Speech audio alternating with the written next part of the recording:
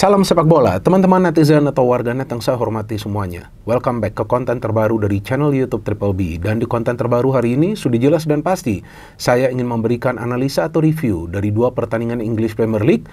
Yang pertama adalah pertandingan London Derby antara Chelsea versus Crystal Palace yang berakhir dengan hasil imbang tanpa gol.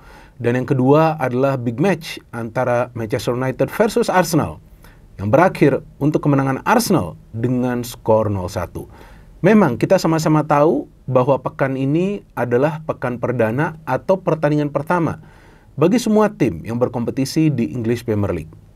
Tetapi kemenangan di pertandingan pertama itu akan memberikan kepercayaan diri yang luar biasa bagi para pemain. Meskipun memang tidak menjamin bahwa tim yang meraih kemenangan di pertandingan pertama itu sudah pasti menjadi juara atau sudah pasti akan bertahan di Premier League. Jadi meskipun ada banyak tim yang meraih kemenangan di pertandingan pertama, tapi tetap itu tidak bisa dijadikan patokan. Dan tim yang mengalami kekalahan juga tidak bisa dinilai sebagai tim yang pasti gagal di Premier League untuk menjadi juara atau sudah pasti terdegradasi ke Championship. Namun menarik, dua pertandingan di hari Minggu yang tidak bisa dimenangkan oleh tim tuan rumah. Memang ada satu tuan rumah yang meraih kemenangan, yaitu Nottingham Forest ya. Tapi sayang saya gak nonton pertandingan tersebut. Dan jujur teman-teman, saya kecewa juga nonton pertandingan Chelsea dan Manchester United. Karena di pertandingan Chelsea itu tampak jelas ya, Chelsea tidak bermain bagus, bahkan para pemain mereka tidak kompak. Saya tidak melihat ada sinergi antar lini, saya tidak melihat umpan-umpan pendek yang bisa dilakukan oleh para pemain Chelsea, kemudian mereka menciptakan peluang. Sedangkan dari Crystal Palace, mereka lebih fokus dalam bertahan dan sesekali merancang counter attack yang terlihat lebih efektif. Sedangkan pertandingan kedua itu yang dimainkan semalam pukul 22.30 waktu Indonesia Barat, saya kira akan ada banyak gol. Ternyata cuma satu gol, itu juga gol yang kontroversial dan gol yang saya pikir wajar diperdebatkan ya, yang dicetak oleh Calafiori. Dan Arsenal bukan parkir bis, tapi parkir panser. Saya kaget mereka bermain bertahan dan hanya mengandalkan counter attack. Padahal kita tahu sejak dilatih oleh Arteta setelah 1 atau 2 musim, Arsenal tuh main dengan high intensity atau tempo tinggi. Tapi di pertandingan semalam di Old Trafford mereka memilih bertahan. Bahkan striker baru mereka yang katanya punya peluang untuk menjadi top skor, Gyökeres, bahkan tidak bisa melepaskan satu pun percobaan ke arah gawang dari Bayindir ya, penjaga gawang dari Manchester United yang dipilih oleh Ruben Amorim untuk bermain di pertandingan semalam. Tapi sebelum saya membahas pertandingan besar tersebut, pertama-tama saya ingin membahas pertandingan London Derby. Menarik juga sebetulnya setiap pertandingan London Derby karena biasanya akan ada kejutan. Dan menurut saya ya Palace layak ya mendapatkan 1 poin, bahkan bisa saja mereka menang. Karena para pemain Palace itu sudah tahu bagaimana caranya mereka bisa menyulitkan para pemain Chelsea untuk create chance. Yaitu yang pertama, mereka kunci atau mereka marking ketat Cole Palmer.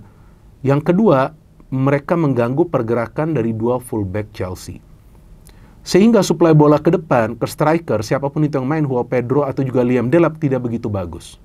Bahkan Joao Pedro sulit sekali untuk bisa mendapatkan bola. Delap dapat 2 atau 3 kali dan dia terlihat lebih hidup lah permainannya.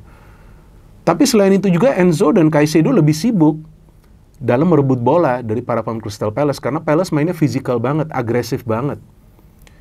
Jadi kalau saya lihat taktik dari Palace ini jauh lebih efektif ya. Untuk bisa pertama mengganggu para pemain Chelsea bermain kreatif. Yang kedua, counter attack mereka itu sangat berbahaya. Dan mereka tidak mengandalkan 1 atau 2 pemain untuk membangun counter attack. Siapapun bisa merancang counter attack. Tapi memang pemain berbahaya mereka, Eze, wah itu ngeri banget. Dan saya kira itu udah gol yang dia cetak dari free kick. Tapi ternyata di review oleh wasit di atas lapangan, atas input ya atau masukan dari wasit yang berada di ruang VAR, ternyata Gehi dianggap melanggar Caicedo pada saat Eze shooting itu free kick yang sebetulnya bisa membobol gawang dari Sanchez. Tapi Chelsea sebetulnya kan punya materi pemain yang jauh lebih baik ya daripada Palace. Cuman saya nggak ngerti apakah mereka kelelahan setelah bermain di Piala Dunia antar klub Atau apakah para pemain Chelsea overconfident? Atau mungkin karena memang para pemain Chelsea tidak bisa keluar dari tekanan para pemain Palace. Nah, mungkin teman-teman punya jawaban yang berbeda dari saya. Kalau menurut saya, para pemain Chelsea itu tidak bisa keluar dari tekanan para pemain Palace. Jadi para pemain Palace itu main dengan agresivitas yang tinggi. Siapapun pemain Chelsea yang menguasai bola akan mereka tekan. Kalau perlu mereka foul. Yang penting jangan sampai bola itu bisa dialirkan ke depan secara cepat. Sehingga momentum para pemain Chelsea beberapa kali itu dalam membangun serangan itu terputus di tengah. Bahkan beberapa kali tidak bisa mereka membangun serangan mengandalkan umpan-umpan pendek yang biasa mereka lakukan. Maka itu akhirnya Enzo Maresca perlu melakukan banyak pergantian pemain di babak kedua. Tapi gak jalan juga kan. Karena memang taktik dari Palace lebih unggul. Jadi saya melihat bahwa Enzo tidak punya counter taktik untuk mengantisipasi taktik pressing ya. Pressingnya juga bukan cuman low block, bahkan beberapa kali high pressing dari para pemain Palace. Yang kedua counternya tuh bahaya. Bahkan saya melihat beberapa peluang dari Palace itu jauh lebih berbahaya daripada para pemain Chelsea. Artinya memang Chelsea ini sebetulnya belum panas. Jadi walaupun mereka menjadi juara dari Piala Dunia Antar Klub dan dinobatkan sebagai juara dunia, ya kan, di level klub, tapi di Premier League mereka ternyata slow startnya. Saya tidak melihat para pemain Chelsea bermain dengan intensitas seperti yang mereka tunjukkan di Piala Dunia Antar Klub. Gak ngerti juga apakah karena di Piala Dunia Antar Klub itu turnamennya singkat, sehingga mereka all out di turnamen tersebut, dan tentu ada juga hadiah yang memang mereka incar. Tapi di Premier League ini mereka slow starter, padahal bermain di kandang sendiri. Seharusnya bisa mereka menang lawan Palace. Tapi ya begitulah, pada saat memang taktiknya gak jalan. Artinya di next match, Chelsea ini harus bisa membangun sinergi dan Palmer ini memang harus mendapatkan ruang. Kalau seandainya Palmer itu di marking ketat, seharusnya ada pemain lain dari second line seperti Enzo, atau juga Neto, atau juga Caicedo itu membantu dia. Jadi jangan membuat dia terisolir. Sekali dia mendapatkan peluang tapi gagal. Dia mengkonversikan itu menjadi gol. Estevao syutingnya tinggi. Santos sudah bagus, syutingnya tinggi. Jadi ada masalah finishing juga, karena sebetulnya dari segi total peluang Chelsea lebih banyak mendapatkan peluang secara keseluruhan. Tapi banyak yang melenceng.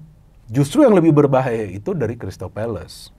Berarti memang Chelsea harus bermain lebih efektif lagi. Mungkin juga jangan bermain terlalu terbuka. Karena beberapa kali juga Chelsea kecolongan dari counter. Tapi harus juga bisa memainkan yang namanya tempo permainan.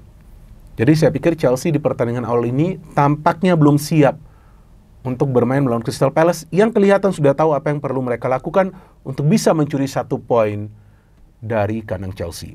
Dan sekarang saya ingin membahas pertandingan kedua yang kita semua tunggu-tunggu. Manchester United versus Arsenal. Kalau bagi saya teman-teman, walaupun saya adalah fan dari Arsenal, tapi jujur saya harus mengatakan bahwa Arsenal beruntung bisa meraih kemenangan di kandang Manchester United. Karena itu gol yang dicetak oleh Calafiori itu memang adalah gol yang wajar diperdebatkan. Dan bisa saja jika wasitnya beda, mungkin juga itu akan dianulir. Tapi saya bingung. Pada saat para pemain Arsenal itu lebih banyak bertahan di lini pertahanan. Mereka nggak mau keluar loh.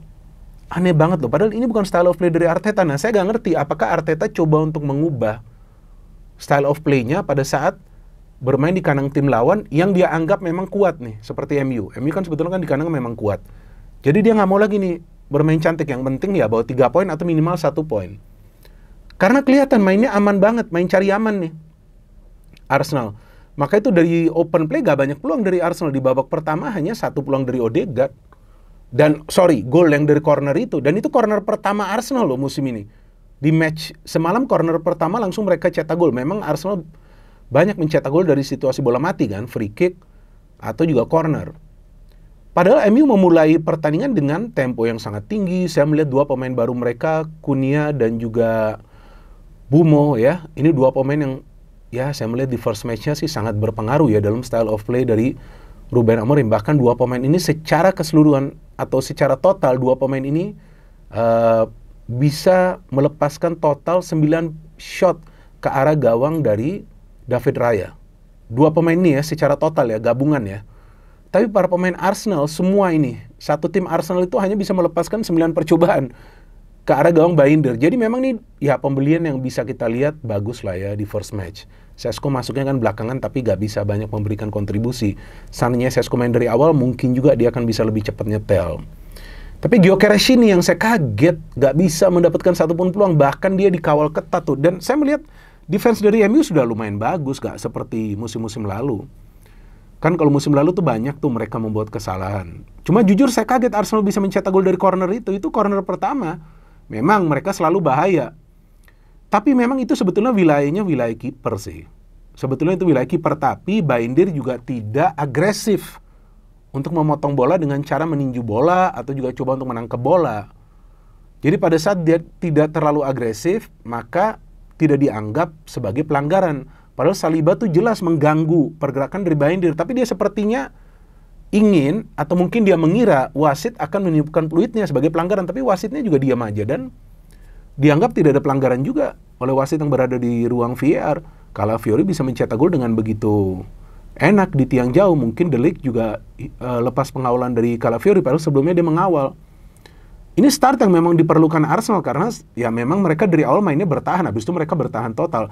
Tapi MU luar biasa loh serangannya. Jujur saya melihat Bruno, Cunha, ada juga Dorgu ya, mainnya bagus. Dorgu atau Doglu tuh, nanti saya bilang salah lagi tuh.